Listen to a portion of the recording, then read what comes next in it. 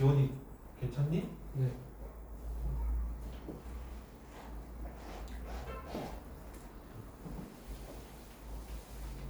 오늘 많이 칭찬해주라 하시더라고 어머니께서. 조퇴를 했다가도 1시간에 듣기 위해 오는. 그런 의지. 나도 저렇게 살았으면 비슷했을 겁니다. 어차피 한번 시계 돌아가지고. 아니 나는 그렇게 3학년 때들이 되게 즐거운 기억이다. 중3도 즐거웠고 고3도 다른 애들 죽어나갈 때 나는 쟤네만큼은 열심히 못하겠어 하면서 스스로 인정해버렸어. 난 쟤네만큼 열심히 못하겠다 하면서 졸리면 바로 잡고. 그 생각이 갑자기 왜냐면 뭐 지원이 열정 생각도 있는데 학교 다닐 때 딱 지금이 저녁 시간이었어. 고등학교 다닐 때 딱 6시 10분 6시 10분에 딱 저녁을 먹었던 것 같아. 먹고 나면 개 졸려. 너무 졸려. 너무 졸리면 이제 그러고 6시 10분에 6시 20분이었다. 그래서 7시 반까지 저녁 시간이었거든. 7시 반에 딱 야자가 시작돼. 9시까지 했어. 9시까지 하고 나면 9시에서 9시 10분이 쉬는 시간이야. 9시에서 9시 10분이 쉬는 시간이라서 매점을 갔지 그때.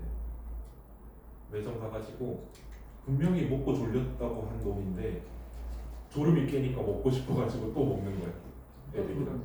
그럼 또 졸아. 9시 10분에 야자 시작해서 10시 반까지 했거든. 10시 반에 어느 날은 10시 반에 너무 깨우네. 왜? 나 9시 반부터 잤거든. 9시 반부터 이게 자. 한 번씩 이제 사람이 그러면 안 되는데 감독관 쌤이 만만할 때 있잖아. 야자 감독 쌤이 만만할 때 진짜 그러면 안 되는데 안 오시는 타이밍을 아는 거야. 처음에 출석 체크하고 절대 안 오시는 분이 계셨거든. 그럼 야자 빼는 애들 있잖아. 책상을 붙여. 책상을 한 6개 붙이면 넉넉해. 아니면 진짜 킹 사이즈로 사고 싶으면 8개를 붙이면 돼. 교회에 담요 하나 깔아. 그래서 잤어. 시험 때한테 그렇게 자요? 너도? 벌써부터 그러지 말라고. 쉬는 시간에 그 의자 붙여놓고 쉬는 시간 잠깐 잔 거잖아. 1시간에 그렇게 잠깐. 점심시간에도 베개에다가 그 담요 큰 거 덮어가지고 애들이랑 같이. 그래 잘 거면 확실하게 자야 돼. 아니 허리 아파.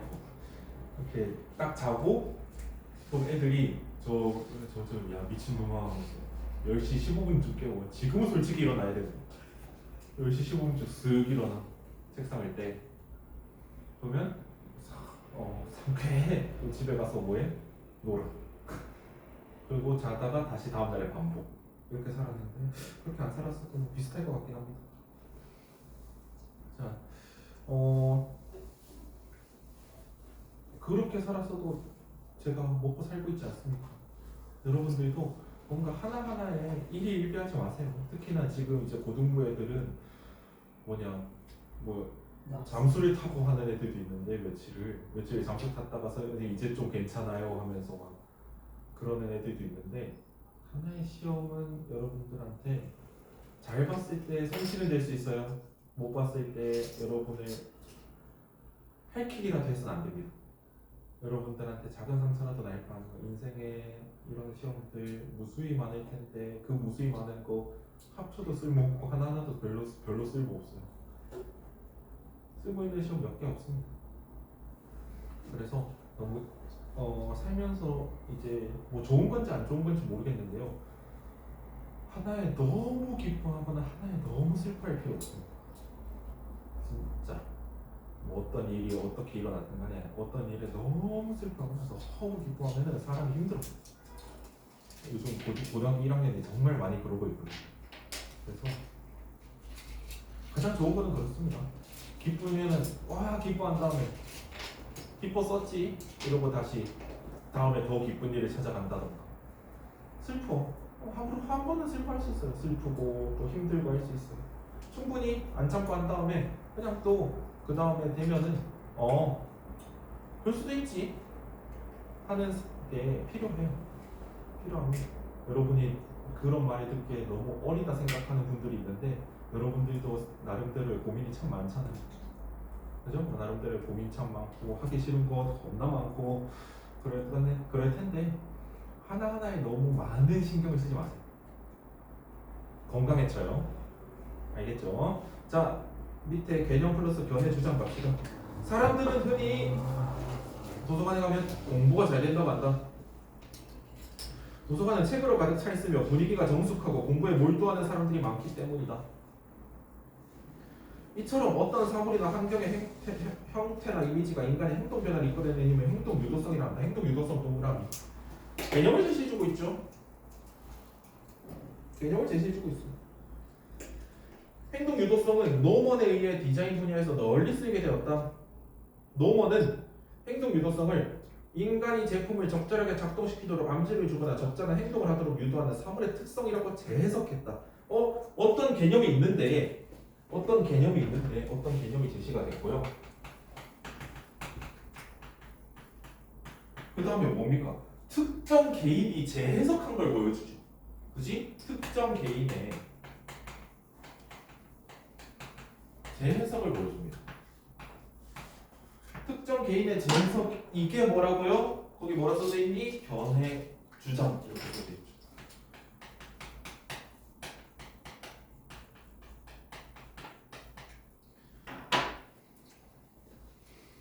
이런 것들, 이런 지문들 있잖아요. 개념 플러스 견해와 주장 나오는 게 여러분들 무조건 어느 학교를 가시든 하나는 보게 됩니다. 어디에서 보냐면요. 고등학교 2학년 2학기가 독서 여러분은 바뀌려나? 지금 독서거든요. 그러면은 과목명이 독서야. 그래서 일단은 첫 번째 챕터에 뭐라 하냐면 독서의 중요성, 독서 어떻게 할 것인가, 독서 왜 해야 하는가 이런 게 다 깔려 있습니다. 다 깔려 있습니다. 그러면은 거기서 보통 뭐가 나오냐면요. 독서란 흔히들 독서란 그냥 책을 읽기만 하는 활동으로 여긴다라고 시작을 해요. 그러면서 근데 저명한 작가 예를 들어 헤르만 헤세는 독서를 뭐뭐뭐뭐 하여 뭐뭐뭐뭐 하는 활동이라고 얘기하였다. 그럼 뭐예요? 재해석이죠. 그러면 뭐라고요? 개념 플러스 견해나 주장 이런 구조를 보이고 있는 거라고요. 그렇죠. 그래서 여러분들 어쩔 수 없이 국어는 익숙함이 여러분의 성적과 직결됩니다. 여러분들 시 처음 보는 거 해석하기 겁나 어렵죠.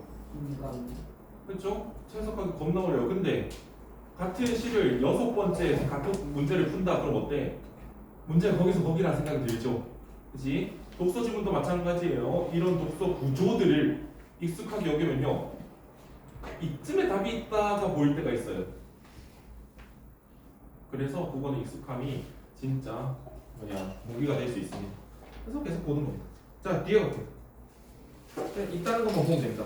자, 다음에 나타난 아들의 입장을 아래와 같이 요약할 때 기억 니은에 들어간 말에 각각 쓰시고 꽤 긴데요. 어차피 여러분들 조금 빠르게 풀어보시기 바랍니다. 어차피 빠르게 풀 수 있어야 되기 때문에 속도감 있게 풀어보세요.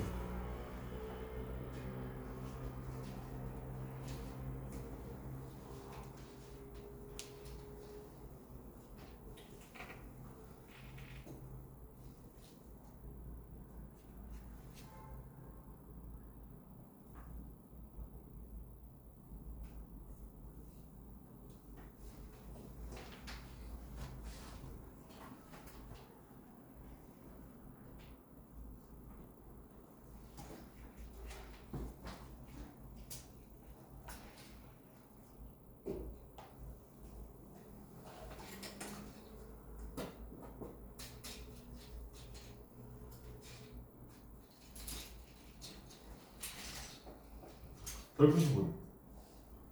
되게 빠르게 물어봤죠. 그치? 일단 푸세요.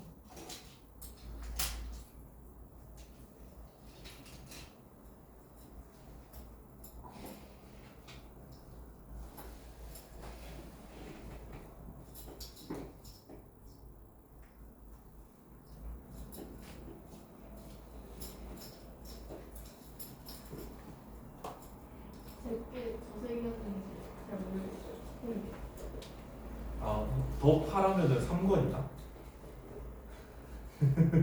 더 파란색이면 3권이다. 몇 분까지 있어요? 3권까지 있어요. 근데 3권은 다 문제예요. 문제. 쭉 문제예요. 3권은 쭉 문제고요. 고등부 기출 문제예요. 그래서 어차피 사실상 주간 교재하면 한 번 더 보는 것들이라 2권까지가 더 중요해요. 잘하신 분. 자, 확인합시다. 아들러는 열등감, 그쵸. 이거 밑에 거부터 봐야 해설하기 쉽겠죠. 기억은 우월감을 갖기 위해 목표를 설정하고 구체화하는 데 도움을 주며 이러한 목표를 이루고자 하는 니은은 인간의 움직임 동기가 된다라고 했는데요. 4번 문제 아들러의 입장 네모하지. 4번 문제에 아들러의 입장 네모하고 별표. 왜 이거 아들러의 입장에 네모하고 별표를 하냐면요. 이 아들러의 입장이라는 단어 때문에 니은이 추진력이라고만 적으면 안 됩니다.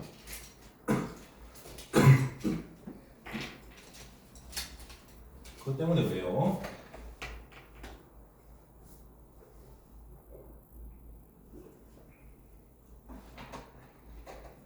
권력은 뭐지? 그렇죠. 그래서 기억은 열등감이고요. 니은은 권력의 의지만 답이 되는 이유예요. 왜? 아들러가 뭐라 했습니까? 아들러는 앞에 이렇게 의지를 가지고 열등감을 극복하여 남에게 인정받으려는 마음의 움직임이 인간의 행동에 만드는 추진력인데 아들러는 이를 권력의 의지라고 했다라고 하면 아들러의 입장을 적으라고 했으니까 권력의 의지만 답이 됩니다. 아시겠죠? 이렇게 이게 뭐예요? 특정 개인의 재해석이고 견해나 주장인 거죠. 그치? 개인의 재해석이고 견해나 주장인데 특정 개인의 입장을 물었으니까 이 사람이 쓴 용어만 답이 된다는 거예요. 아시겠죠? 그렇게 정리해낼 수 있어야 된다는 겁니다. 3번 갑시다. 기능, 역할이나 과정.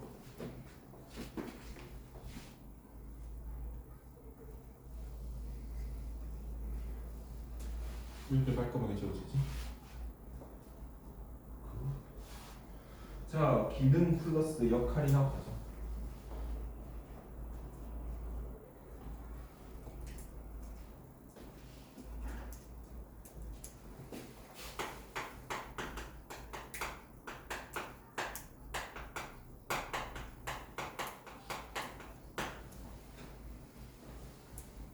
자, 휴대전화를 통한 공간 정보의 제공은 위치 정보 시스템 GPS와 지리 정보 시스템 GIS를 기반으로 하여 이루어진다. 길찾기를 예로 들어 이 과정을 살펴보자. 휴대전화 애플리케이션에서 이용해 사용자가 가려는 목적지를 입력하고 이동수단으로 버스를 선택했다면 우선 사용자의 현재 위치가 위치 정보 시스템에 의해 실시간으로 수집된다. 임마 어디 있는지 보여주죠. 그지? 그리고 목적지와 이동수단 등 사용자의 요구가 실시간으로 수집된 정보에 따라 지리정보 시스템은 탑승할 버스 정류장의 위치, 다양한 버스 노선, 최단 시간 등을 분석하여 제공한다. 더 나아가 교통 정체와 같은 돌발 상황과 목적지에 이르는 경로의 주변 정보까지 분석하여 제공한다. 요즘 이거 점점 발달하고 있죠? 그죠? 카카오맵에 그거 참 좋더라고요. 내가 네이버 지도를 잘 안 써서 그런데 그 초단위로 버스 알려주는 거랑 승하차 알람 해주는 거. 승하차 알람 해주는 게 특히 좋더라고요. 버스 승하차 알람 해놓으면 내가 이 버스 타고 정류장 타고 있으면 내가 이 버스 탔다는 거 인지해가지고 이렇게 눈 감고 있던가 뭐 음악 듣고 있어도 폰만 보고 있어도 띵동 다음 정류장에 하차하십시오 이렇게 뜨더라고. 그래서 와 하면서 정말 이제 바보가 돼도 되겠더라고요. 배터리만 있으면 바보가 돼도 되겠더라고요. 그런 기능들 있다라는 거. 이런 지리정보 시스템에 대한 질문들요. 특히 휴대전화 시스템, 핸드폰에 있는 시스템 같은 것들이 은근히 자꾸 출제가 되고 있어요. 고등 모의고사에 자꾸 출제가 되고 있어요. 그래서 비슷한 질문들이 뭐 많습니다. 저기 2018학년도 6월 모의평가 이런 것도 있고요. 그래서 고3 이런 것까지 있으니까요. 이런 기술에 대한 거, 기능 또는 역할, 뭘 위해서 얘가 만들어져 있는가가 나온 다음에 어떻게 그 역할을 수행하는가가 많이 나와요. 과정이라 써져 있잖아요. 그치? 뭐야 내가 플러스 였다 적었니? 기능, 역할 플러스 과정이죠. 과정은 뭐예요? 어떤 메커니즘으로 얘가 일을 해내는가 이런 것들이 많이 나요. 그래서 압도적으로 기술 질문이 좀 많이 나요. 압도적으로 기술 지문에서 많이 나와요. 압도적으로.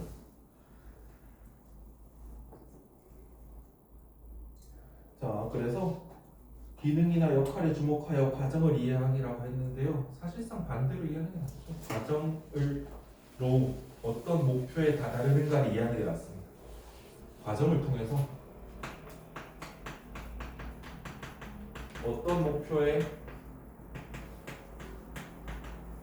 이르는가 이렇게 이해하는 게 맞아요. 사실 책은 과정을 나중에 이해하자라고 하는데요. 사실 여러분 과정을 어떻게 이해하는 것보다 과정이 이렇게 돼서 결론이 어떻게 난다라고 생각하는 게 훨씬 낫습니다. 그래서 그냥 과정에서 결론 이렇게 하고 두셔도 상관없어요. 여러분이 받아들일 수 있는 쪽으로 유도해내시면 됩니다. 아시겠죠? 자, 옆에 4번의 별표 둘.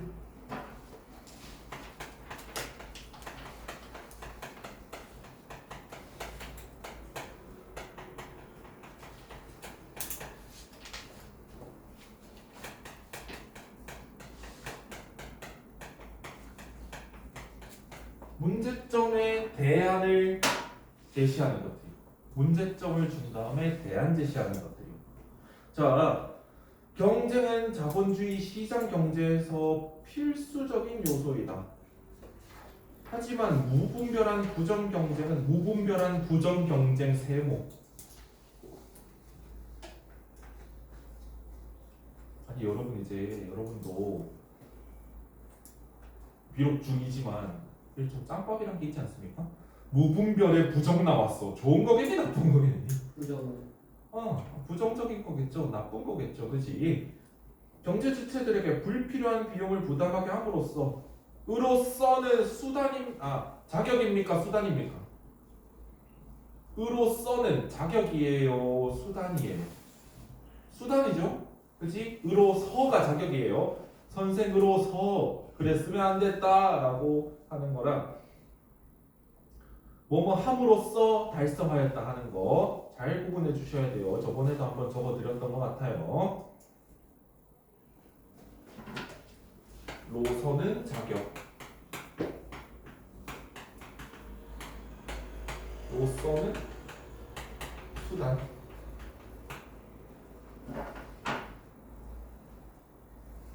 소비자 이익을 해칠 수 있고 결국 사회적인 경제 손실로 이어져 경제 파탄을 초래할 수도 있다.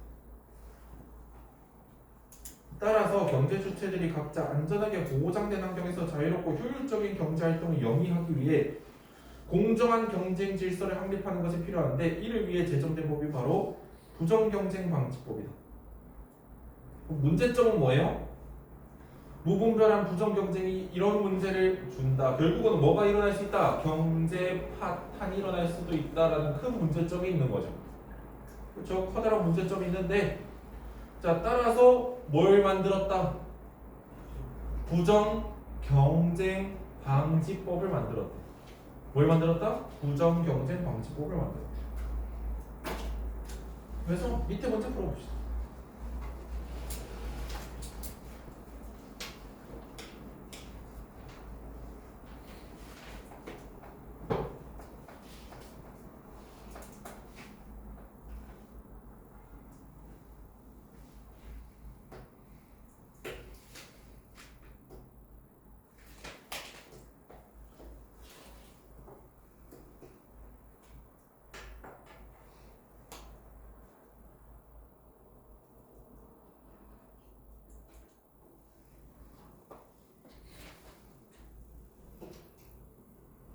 뒤에도 문제가 딸려있네요. 그대로 좀 푸시면 될 것 같습니다.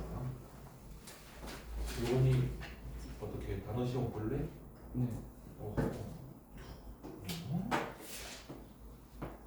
쌤 What? 지구 온난화는 이제 끝났거든요. 지구온난화가 끝났다고? 나 그럼 에어컨 틀어도 되니? 근데 지금 열대야 아시나요? 아이씨 뭐 조졌니?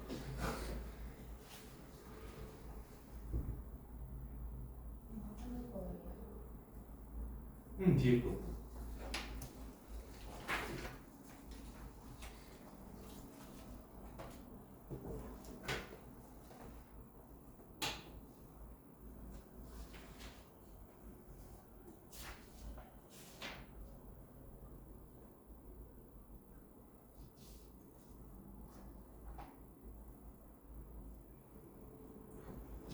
학교에 머리카락에 대한 규정이 있습니까? 아직? 뭐 염색 금지 이런 거 있어요? 염색은 안 되고? 근데 한 애들이 되는데 원래 규칙은 고등부에 노란머리도 있더라고 전에. 아, 원래 교칙에는 안 되고 대신 이제 길이에는 제한이 없는 거지. 그러면 요거는 하나도 웨이브는 되고? 안 될까요? 아니 어쨌든 그 일자밖에 안 되는 거 아, 선택 안 하는 거 염색 말고 아무도 안 쓰고. 저희는 사복이건 소복. 응? 사복이건 소복. 사복이 뭐 선도부 간다고? 네. 원래 그런 거 아니었어? 원래 그런 거 아니었어? 뭐라고?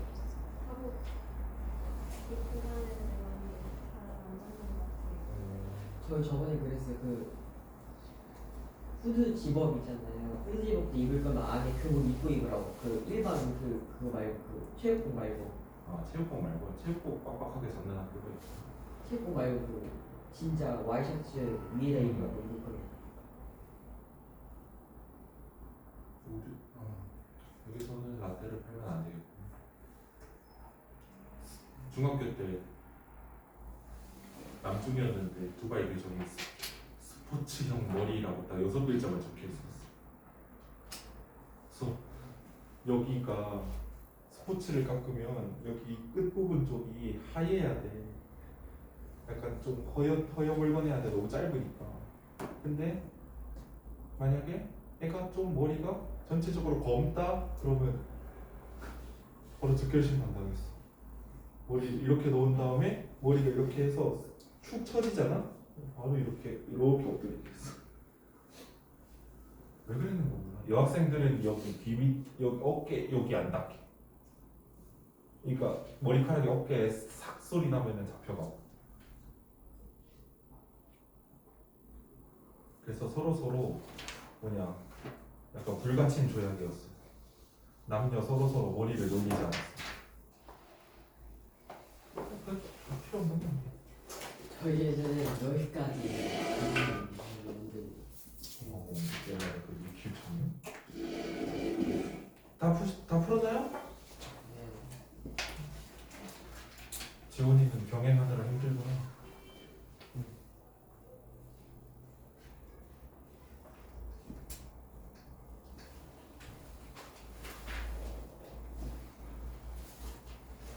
요즘 그런 고민을 하고 있거든. 내가 이 머리를 거의 5년을 했거든. 근데 뭔가 이제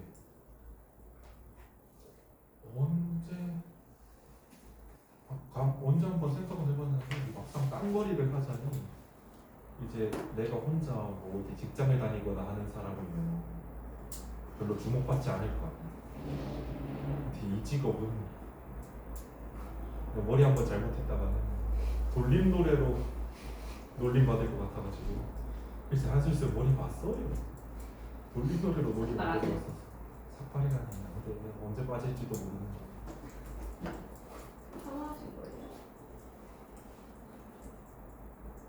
나 완전 직무야. 원래는 여기 이렇게 또. 아, 입이 너무 빵 터지는 거 아니야? 상상을 이렇게 외계인같이 하면 안 되지.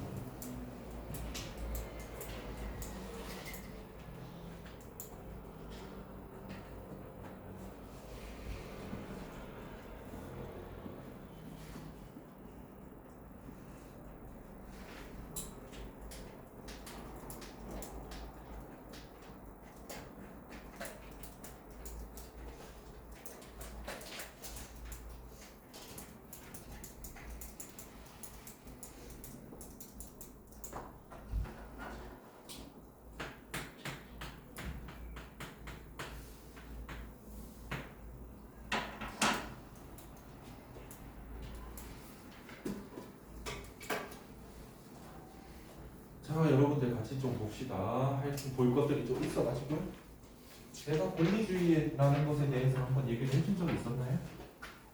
공리주의. 기억 있는 사람. 내가 이 공리주의에 대해 얘기를 하는. 자, 공리주의가 뭐냐면요.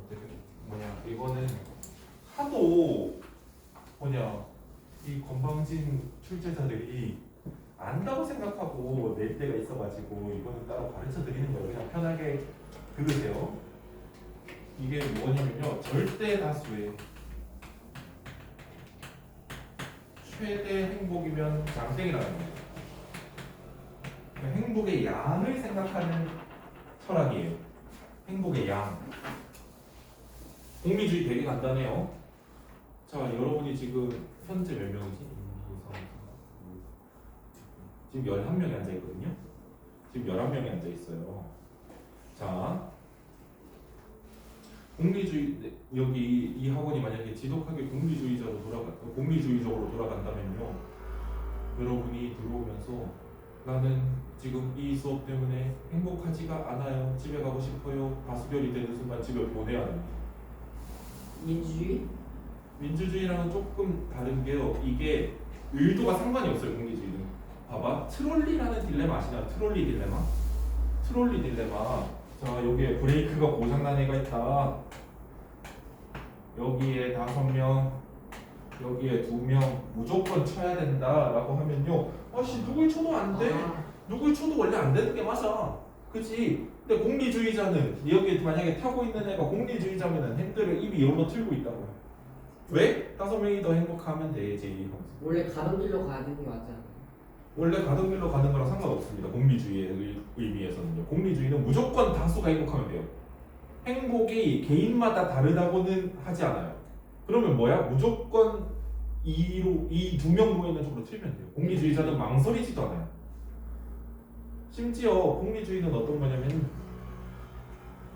자, 저기 뒤에도 나와 있지만 원래 이게 대표적인 예시예요. 2명이 물에 빠졌다. 2명이 물에 빠졌는데 한 명은 모르는 사람, 한 명은 내가 사랑하는 사람. 나에게는 구명 조끼가 딱 하나 있다. 구하러 갈 수 있는 사람 딱 한 명이다. 공리주의자라면 아무나 구합니다. 왜? 행복 총량이 1대1로 똑같거든요. 한 명이 행복한 거, 한 명이 행복한 거 똑같아서 공리주의자가 헤엄을 치고 있다 그러면 진짜 랜덤입니다. 왜? 만약에 그래 유빈아 너가 물에 빠졌어. 근데 밖에서 구명조끼 들고 있는 애가 네 남자친구라 생각해봐. 근데 그러면 어떤 기대가 있겠어? 날 구하겠지? 라는 기대가 사람이라면 생겨요. 날 구하겠지? 근데 내 남자친구가 지독한 공리주의자, 인간 공리주의 아이콘이다 그러면 그런 기대 버려야 된다는 겁니다. 왜? 너의 행복이나 물에 빠진 저 사람이 살았을 때 행복은 정확히 똑같기 때문에 나는 그냥 손에 잡히는 사람 구한다는 거예요. 그런 것들이 공리주의예요. 공리주의는 그래서 무조건 행복의 양을 생각하는 겁니다. 저기 뒤에 것 때문에 그랬어요. 자, 일단 공리주의 질문은 이따 보고요. 5번 볼게요. 다음을 바탕으로 하여 기억에 대해 설명한 내용으로 적절하지 않은 걸 물었습니다. 한국인들에게 무쇠솥은 하나의 물건이 아니라 뛰어난 밥맛을 떠올리게 하는 물건이다. 가마솥 말하는 거야. 무쇠 가마솥밥. 자, 압력밥솥과 전기밥솥 등 편리한 조리기구들이 많이 나와 있지만 밥맛에 있어서는 언제나 무쇠솥에 지은 밥이 최고다. 흔히 볼 수 있는 전기밥솥의 관계에서 무쇠솥에서 만드는 것처럼 맛있는 밥맛을 강조하는 것은 이러한 사실을 잘 보여주는 것이다. 이렇게 뛰어난 무쇠솥 밥맛의 비밀 중 하나로 묵직한 소뚜껑의 무게를 꼽을 수 있다. 혹시 가마솥 소뚜껑 들어보신 분? 생각보다 만만하지 않습니다. 그래서 이렇게 드는 사람 없어요. 우리 왜 냄비에 뭐 끓이다 보면 이렇게 들 수 있잖아. 가마솥 소뚜껑은 옆으로 밀어요. 옆으로 민 다음에 이렇게 드는 거예요. 네? 무거워요. 소뚜껑 무겁습니다. 묵직한 소뚜껑의 무게를 꼽을 수 있다. 일기압에서 물은 100도씨가 되면 끓게 되고 그 이상으로 온도가 올라가지 않는다. 하지만 무거운 소뚜껑을 올려놓게 되면 뚜껑의 무게 때문에 소단의 수증기가 밖으로 쉽게 빠져나가지 못하게 된다. 갇힌 수증기는 소단의 기압을 1기압 이상으로 올려주고 이 때문에 물의 온도는 100도씨 이상으로 올라갈 수 있게 된다. 이렇게 높은 온도에서 쌀이 빠르게 익으면 더 찰지고 향기도 좋은 무쇠솥밥이 완성된다라는 겁니다. 그래서 밥을 제일 못 짓는 방법 중에 하나가 이 수증기를 열어봐서 계속 빼는 거. 지금 냄비밥 할 때 지금쯤 됐나? 캠핑 같은 데 가서 밥할 때 지금쯤 됐나? 야 아직 안 됐다 더 익혔자 지금쯤 됐나? 하면은 시원한 바람 계속 리필해주면서 밥이 위에는 설 있고 밑에 탑니다. 위에는 설 있고 밑에는 타고 또 더 기적은 뭐냐? 밑에는 타고 중간에는 밥이 돼. 근데 위에는 설이 있어. 그런 걸 3층 밥이라고 합니다. 자 그렇게 됐을 때 적절하지 않은 거. 자 기압으로 인해 쏟아내 기압은 1기압 이상으로 올라갈 수 있게 된다. 맞아요, 틀려요? 맞아요. 맞아요. 자 2번 기압은 쌀은 높은 온도에서 빠르게 익혀 찰기와 향기가 뛰어난 밥이 된다. 맞아요. 맞아요. 자 그럼 답은 몇 번? 3번. 쏟아낸 수증기가 기압으로 인해 빠져나가지 못하면서 물의 온도를 100도씨로 유지시키면 되니? 더 올려야 된다니까, 그죠? 원래 물은 100도씨에서 끓여버려서 유지가 안 되는 건데 묵직하게 놓으면 더 유지가 되기, 더 올라가기 때문에 유지가 아니라 올라간다고 돼야죠. 자 그리고 뒤에 지문 2개 좀 읽어볼게요. 지구온난화가 태풍을 강하게 만드는 데 영향을 미치고 있을까? 지구온난화와 태풍 연결고리는 해수면 온도다. 태풍은 적도 부근의 바다가 태양열을 받아 수증기로 증발하면서 발달하는 열대 저기압이다. 이때 해수면 온도는 27도씨가 넘는다. 수증기가 증발해 상승하게 되면 혹시 프린트 받은 분들 여기 없는 거 아니죠? 다 있죠? 그지? 저기압 지역이 생겨나고 이 저기압은 주변에 덥고 습한 공기를 계속 빨아들인다. 이렇게 공기가 몰려들고 상승하는 과정에서 강한 회오리 바람과 수분을 품게 된 저기압은 점차 고위도로 이동하게 된다. 이 중에서 최대 풍속이 초속 17m 이상으로 발달한 것이 태풍이다. 지구온난화로 해수면 온도가 상승하여 더 많은 수증기가 발생하므로 지구온난화는 태풍을 강하게 만든다고 할 수 있다. 이게 이제 1번에 가에서 반복적으로 나타난 말이 아닌 것은 몇 번입니까? 5번. 최대 풍속 몇 번 나왔어요? 2번. 몇 번 나왔어? 2번. 자, 최대 풍속 한 번 나왔나? 그렇네. 최대 풍속 한 번 나왔네. 그래서 5번. 자, 가와 같은 2번 볼게요. 가와 같은 문단을 읽는 방법으로 적절한 것은 보기에서 모두 골라 그 기호를 쓰세요라고 했는데요. 이거 차이점 있니? 아니. 차이점 없지, 그지? 그리고 사례 있어? 태풍 만드는 사례, 태풍이 언제 어디서 이 태풍은 어떻게 만들어졌다 이런 거 있니? 없죠. 기억 니은 날리고. 현상을 초래하는 원인. 자, 현상 뭐예요? 태풍을 강하게 만드는 것. 원인 지구온난화. 그죠? 그래서 디귿 맞고요. 자, 현상의 생성 과정 차이점에 유의하여 뭐 저기압이 생겨나고 회오리 바람 품고 고위도 이동하고 그래서 리을도 맞고 디귿 리을. 나 읽어볼게요. 행위의 도덕적 가치 기준을 그 행위의 유용성에 주는 공비주의에서는 어떤 행위를 할 때 그 행위자나 연관된 당사자의 특수한 이해관계나 욕구, 정서적 유대 등을 무시한다. 그렇죠? 공비주의는 뭐예요? 여기에서 되게 중요한 조건이 있어요. 모든 인간의 행복의 양이 동일한다는 거. 행복 총량. 그래서 이 행복 총량이라는 거는 조금 더 이제 다른 철학이랑 합쳐서 얘기할 때 더 많이 이용되는 거고요. 여기서 행복의 양, 그러니까 한 명의 행복의 양은 그냥 뭐냐, 얘도 1, 얘도 1, 얘도 1이라는 거죠. 누군가 행복의 양은 2가 되지 않는다는 거예요. 그래서 볼게요. 예를 들어 두 사람이 물에 빠졌을 때 한 사람은 애인이고 다른 한 사람은 모르는 사람이다. 근데 공리주의자 어떤 생각을 했어요? 그냥 가차니까. 그냥 가차요. 그냥 했는데 모르는 사람이네. 괜찮아요. 당신의 행복의 양도 1이니까요 하면서 구해버린다니까요. 자, 그런데 내가 지금 타고 있는 구명 버튼은 2인용이어서 두 사람을 모두 구할 수가 없다. 누구를 구할 것인가라는 질문에 대해 공리주의에서는 누구는 좋다고 대답한다. 왜냐하면 행위의 평가의 대상이 되는 것은 어떤 상태로서의 결과이지 나와 행위 연관 당사자 사이에 정서적 유대 따위가 아니기 때문이다. 되게 잔인한 이론이에요. 그래서 여러분 혹시 마이클 샌델이라고 하십니까? 정의란 무엇인가라는 책을 쓴 하버드 대학 교수예요. 그걸 쓴 교수인데 그 글에 보면 공리주의에 대해서 되게 많은 페이지를 할애하고 있어요. 그 책을 읽어보면 나는 고등학교 1학년 겨울방학 때 그때 한참 유행해가지고 너무 읽어보고 싶어서 선생님들한테 6시간에 공부하는 거 책 읽는다고 한 대씩 툭 나가면서 계속 읽었어요. 모르면은 다시 처음부터 읽고 아니면은 그 문단 처음부터 계속 읽고 그렇게 읽었었는데 되게 기억에 공리주의에 관해서 되게 예시들이 많거든요. 되게 기억에 남는 것 중에는 이런 것들이 있어요. 되게 극단적으로 내가 있어 표류하고 있어요. 내가 표류하고 있어. 근데 5명이 있다 싶시다. 5명이 있는데 식량이 정확히 이렇게 뭐 예를 들어서 식량이 뭐 41분이 근데 얘가 갑자기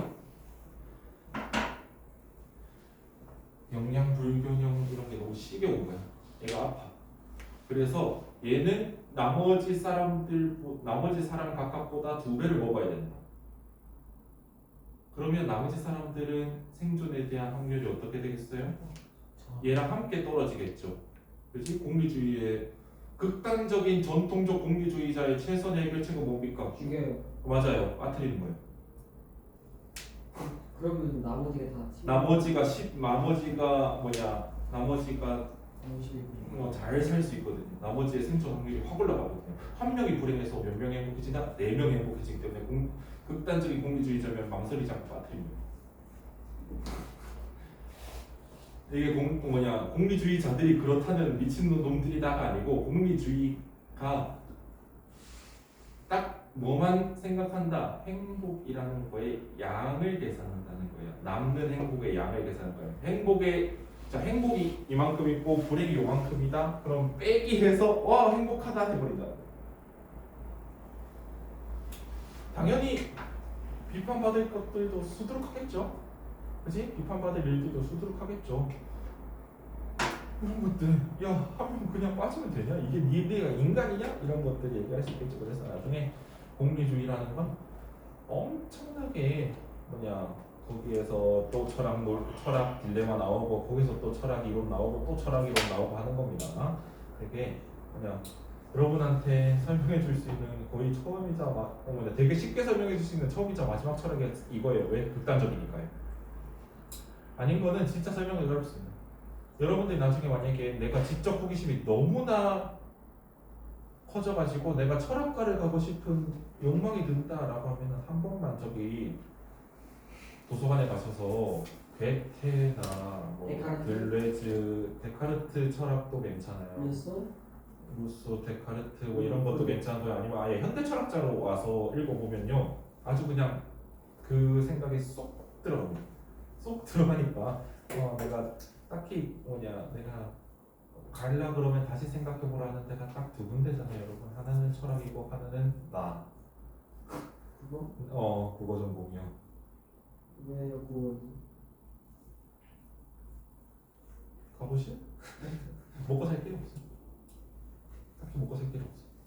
왜냐면요, 나는 국어 교육이니까 먹고 살 길이 따로 있었던 사람이고요. 국어 국문에 나오면은 진짜 할 수 있는 게 되게 제한돼 있어요. 교직기술에서 어차피 국어 교육이랑 똑같이 임용에 도전하든가. 근데 그럴 거면 처음부터 교육을 가는 게 낫거든. 그럼 나중에는 어떻게 되느냐? 어디 출판사에 들어가거든요. 하지만 출판사 우리나라도 그렇고 전 세계적으로 종이 출판사 점점 더 당연히 트렌디하지 못하겠죠. 그지? 점점 더 그렇게 되고 그러면 뭐 시인할 겁니까? 잡코리안가에서 조사한 대한민국 모든 직업 중에 최하 평균 연봉이 시인입니다. 그 위에 뭐 있겠어요? 그 위에 왜 시인이랑 소설가는 좀 떨어져 있어요. 그게 순위에서. 왜냐면요, 소설가는 돈 잘 번 양반들이 평균에 다 올려놓고 소설가는 평균의 함정으로 돈 잘 번 양반들이 평균을 올려놔요. 하지만 시인은 그조차 안 됩니다. 시인이 166개 직업 중에 166인가 그렇습니다. 그거 할 겁니까? 쉽지 않아요. 시인이 세상에 없어진다면 그거대로 저는 슬프겠지만요, 저는 그거보다는 웬만하면 시인은 낭만적인 직업이라 하기도 좀 미안할 정도입니다. 그냥 거의 머리가 없어요. 그렇기 때문에 시인은 이제 그런 시를 시집을 팔아가지고 책판 값을 받든가, 아니면 이제 애초에 유명해진 다음에 시를 쓰는 건 다른 얘기예요. 이 사람은 그냥 다른 걸로 유명해. 근데 이 양반이 시를 쓴다? 그러면 부업이 될 수도 있어요. 근데 지금 이름 여러분 정도가 아는 시인들은 거의 다 또 죽은 사람이죠. 그렇지 않습니까? 여러분 정도의 지식에서 아는 사람들은 거의 다 또 죽은 사람들이에요. 그러면은 반대로 생각해봐. 살아있을 때 돈 잘 안 된다는 거예요. 지웠어. 살아있을 때 돈 잘 안 된다는 거예요. 그래서 여러분들 당연하게도 꿈을 꿀 수 있어요. 그리고 그 성공하는 사람이 여러분들이 되지 말라고 하면 더욱도 없습니다. 하지만 생각은 해보란 거예요. 내가 과연 철학이나 시를 했을 때 얼마나 살만할지. 철학으로 살만한 과는 대학과 과는 딱 하나 있더라고요. 서울대학교 철학과 나온 사람들 국어 1타 강사 많습니다. 1타 강사들 많아요. 대치동에 서울대 철학 꽤 나왔어요. 서울대 예외입니다. 말고는 파이팅. 그렇습니다. 다들 그런 거 아니겠습니까? 자, A에서 E 중에 기억, 무시하는 걸 구체화한 내용으로 가장 적절한 거 뭐겠습니까? 그렇죠. 누구는 좋다고 대답하는 왜? 너나 나나 얘나 한 사람을 뿌리니까 라고 하는 거기서 고생했습니다. 여기까지 하시고 감기 조심하시고 건강하십시오. 또 떠나지 않으면 다음 주에 뵙죠. 지원이 나한테 줬었나? 나머지 장? 나머지